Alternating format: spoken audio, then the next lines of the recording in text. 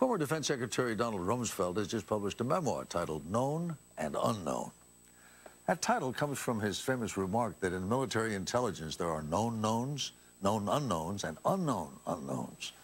Secretary Rumsfeld sat down to talk about his long and controversial career with our national security correspondent, David Martin. As long ago as 1971, Richard Nixon was heard on the Oval Office tapes grousing about the Rumsfeld problem. Rumsfeld's a different cup of tea, you know. We have to send him. Donald Rumsfeld was a presidential aide and maybe too big for his britches. Nearly 3 decades later, the Rumsfeld problem came to the Pentagon with orders from President Bush to shake the place up. Change is hard for people. Change is hard, but did you make it harder than it had to be by alienating people? If you don't want to change and someone above you wants to, it's not fun.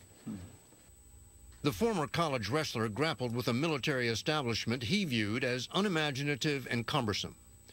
What started as a bureaucratic battle over the size and speed of U.S. military forces became a matter of life and death after 9/11. Rumsfeld wanted small commando teams on the ground in Afghanistan to call in airstrikes. But when the bombing started, they still hadn't made it in. And his famous impatience boiled over. This is how you quote yourself in the book, talking to Tommy Franks, the commander. We are sitting here like little birds in a nest, waiting for someone to drop food in our mouths. Sometimes I'm colorful. And he wrote what he called the goose egg memo to the chairman of the Joint Chiefs. I am seeing next to nothing that is thoughtful, creative, or actionable. How can that be? That was a good memo. And what I wanted to do is to put some sense of urgency into this big Department of Defense, the bureaucracy. Why'd you call it the goose egg memo? Because I think in the memo I said, what are we coming up with? A goose egg. We haven't got any new creative ideas that how this department can contribute to the global war on terror. Every day the targeting and effectiveness has improved, and that has... In public, he relished the role Special Forces played in the swift ouster of the Taliban.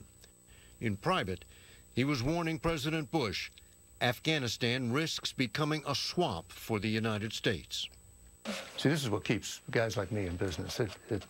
You're urging patience in public, and in private, you're writing things like the goose egg memo. But do you see the disconnect between the public and private statements? No, there's no disconnect at all. But in private, you're much more unhappy with what the system is doing.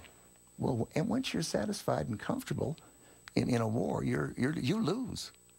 The Bush administration certainly wasn't satisfied with just going after Osama bin Laden. Even before the bombing of Afghanistan began, it was secretly planning to take out Saddam Hussein.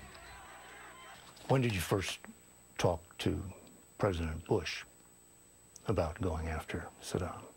Oh, I think it was in September. So before the first U.S. boot is on the ground in Afghanistan. Called me into the Oval Office, and he said, do you have a war plan for Iraq? But as he was gearing up for war, the Secretary of Defense was engulfed by a personal crisis. His son, Nick, was losing his own battle with drug addiction. Tough. Because he was disappearing for weeks at a time now. And he had just shown up? Is that how it... I think that's right. It's a painful process.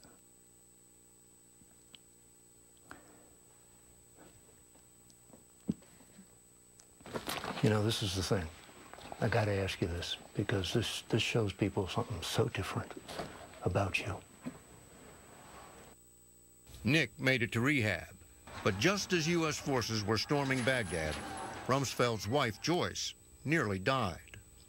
She ended up with a perforated appendix, and she was being poisoned. The way you write about it in the book, you thought you might lose her.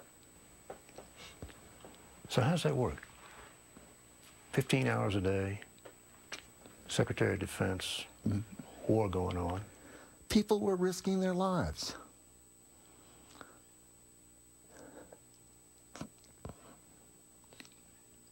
When do you get You simply have to pay attention, and I did. Go early in the morning to see her. You would go see her early in the morning? Yeah, very early. How long did that go on for? Days. Days. Do you think it affected any of your decisions? I don't know. I don't know. And look at the view. What a spectacular sight. The Rumsfelds now spend much of their time on their ranch near Taos, New Mexico. They began dating in high school, but went their separate ways in college until he launched a preemptive strike. I just simply didn't want to get married. But I didn't want her to marry someone else. It was one of those things. And so I caved in and asked her to marry me, and fortunately she said yes. And that was, I think, 56 years ago. 56 years of high-pressure, high-profile jobs as a congressman, White House Chief of Staff, and Secretary of Defense. Not once, but twice. Are you consulted on big decisions, professional decisions? Give me an example. Like, should I go back to the Pentagon again and be Secretary of Defense? For openers. He didn't have the nerve to even tell me about it for 2 hours after I was asked. That's true. So he's afraid of me, basically. You were taking a nap. And she's not taken with his celebrity. But there was this phase when he was a rock A star. rock star. Yeah. And then the minute, I mean, if you think that fazed me, it didn't at all. Do you know? Because you know it will end. And then he'll be the GOAT. Which is what happened starting in the spring of 2003 after Rumsfeld recruited former State Department official Paul Bremer to run the occupation of Iraq. He worked for you. He supposedly worked for me. He really never did. It seems like he almost just blew you off. We had given him written guidance as to what to do. And it said, let's get an Iraqi face on this. Let's get Iraqi leadership going. And Bremer didn't want to go fast. He was highly critical in his book about the Iraqi people and suggesting they weren't capable of managing a 3-car parade. On top of that, the military commander, Ricardo Sanchez, was the most junior lieutenant general in the Army and had a scandalously undermanned headquarters. I raised 16 kinds of the dickens about it, and the Army didn't get it staffed. He went on for a long period with a seriously understaffed command. It was a setup for failure, and Rumsfeld was in charge. You are responsible for the occupation of Iraq. Supposedly. There's a presidential directive saying you are responsible. Mm-hmm. You have a command which is not up to the job. You have a civilian authority in Iraq not really taking your guidance. And not working closely with the military, which is unfortunate. Why did you stand for that? You have to cut him some slack. You have to assume that he knows what he's doing and work with him, and he's there on the ground. Then in April 2004, the Abu Ghraib scandal with its still shocking photos broke. Rumsfeld offered to resign twice, but the president said no. Do you think it would have been better if you had insisted on resigning? I think so. Mm-hmm. How would that have made things better? Well, it would have been a stronger signal to the world that we didn't accept that kind of behavior. Did you feel it was your fault? No. You were responsible, but it wasn't your fault. Exactly. Mm-hmm. Finally, in 2006, with Iraq on the verge of all-out civil war, the president told Rumsfeld he had to go. It was hard for him to do that, to come to that conclusion. And of course, I felt the same way when I had to fire somebody. I didn't like it either. And he said, "Are you okay with this?" And I said, "Absolutely." Is he responsible for what went wrong? We all were responsible, he says. We all agreed.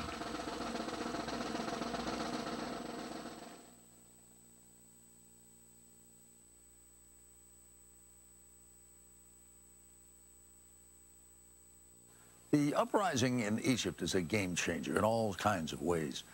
Award-winning columnist Mona El-Tahawi has our Sunday morning commentary.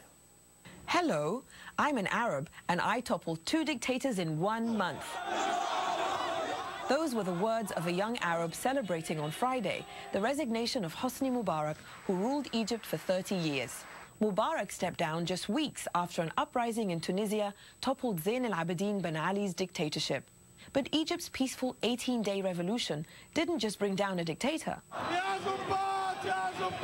It also toppled stereotypes about Arabs, who are often seen as violent and as a people who crave an iron-fisted strongman. And it's helping to topple media portrayals that perpetuate those stereotypes. The very same strongmen, such as Mubarak, often use those stereotypes to ensure the silence of Western allies. They would argue only they could control their violent population. In Tahrir Square was Ala, a blogger friend who took me to my first protests in Cairo in 2005. He returned to Egypt from South Africa for the revolution. Also marching was an Egyptian-American friend I met here in New York.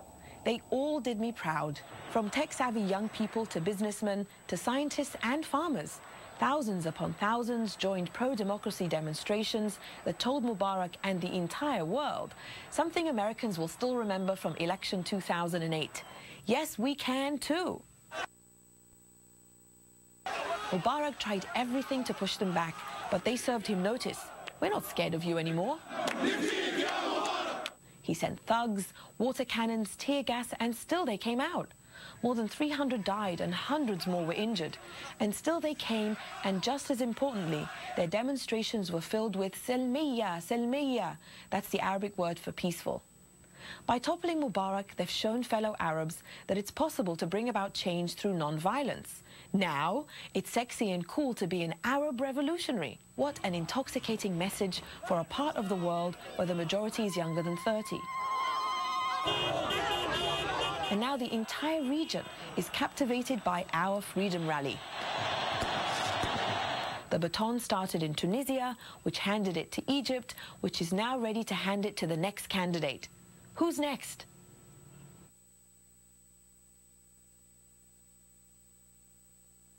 This is from 1797. Ahead for the love of Valentine's. On Face the Nation, Egypt, the road ahead. Bye-bye, Mubarak! We'll go to Cairo to look at events of these past 19 days and hear from our correspondent there. We'll talk to one of the men who'll be negotiating reforms with the military, opposition leader Ahmed Zawahiri. From Washington, we'll bring in Arizona Senator John McCain of the Armed Services Committee and Sameh Shoukry, Egypt's ambassador to the United States. It's all ahead on Face the Nation. Face the Nation with CBS News Chief Washington Correspondent Bob Schieffer. And now from CBS News in Washington, Bob Schieffer. And good morning again. Here is the latest now from Cairo. Egypt is getting somewhat back to normal this morning. People are going to work. Traffic is flowing through the downtown. The military, which is in power now, has suspended the Constitution and dissolved Parliament, and it is announced it will form a committee to draft a Constitution. State television now says the Military Council will retain power until elections take place. For the situation in downtown Cairo, now we're going to go back again to our man on the scene, Harry Smith. Harry, it's a little different picture down there in the square this morning.